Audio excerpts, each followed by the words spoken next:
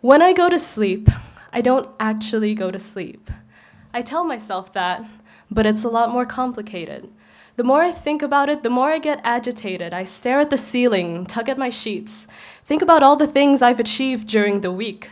Like that time I went to an art exhibition, and despite it being an impulsive admission, the pieces on display, they were gorgeous, they were strange, they were a little cliché at times, but then there was one poster that said, "Some things appear out of nowhere."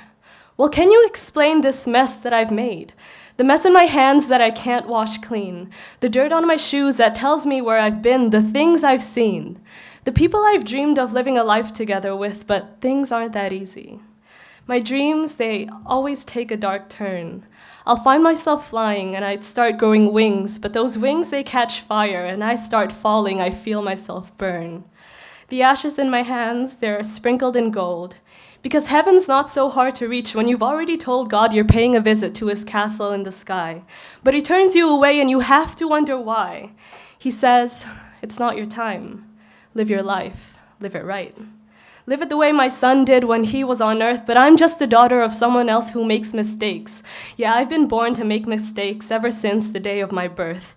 And my head, it aches when I'm faced with decisions involving other people. It's like, do I choose me or do I choose them?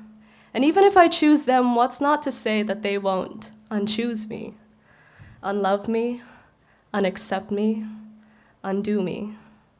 But that's not even the worst part. I have fears that are real, and I have fears that just feel like a pain. Basically, I always find myself running in my dreams, running away from some undefined threat.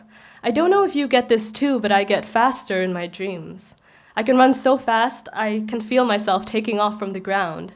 And I can jump really high, leaping through woods, across rivers, over mountains, waving back as the sun as it flickers out of sight. Man, I feel like a superhero without a foe.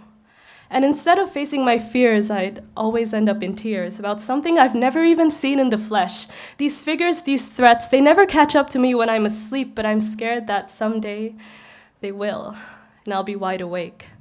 And I can't rub my cheeks against the pillow that cradles my head. And I can't hide under the covers and curl up into my bed. And I won't be able to jolt myself back into reality because that's where I've been standing in all this time. The streets that I walk through, they're littered with lamps planted on each side of the road. They drift off to sleep as I struggle to keep my steps guarded, contained in my lane. Nothing out of order, it's all just part of the game. As I try to stay sober from the thoughts that keep me immobilized. Yeah, it's funny how scared you get of something and then it comes true. And then something happens and you realize it was you. It was you who spilled the paint. It was you who tried to wipe it clean. It was you who looked at your hands and thought, how did they become green? It was you who killed the dream that you conceived. I've learned to dream carelessly, but I always end up living carefully, although there are times when I can't even tell the two apart. These splinters in my skin, I pick them apart, I pick them out, and I let myself bleed. Like the pull pin of a grenade, I wait for the explosion, but nothing ever happens. I just sit there and wait. And I let myself breathe, and I let myself be.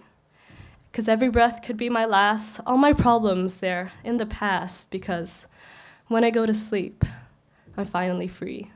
Thank you.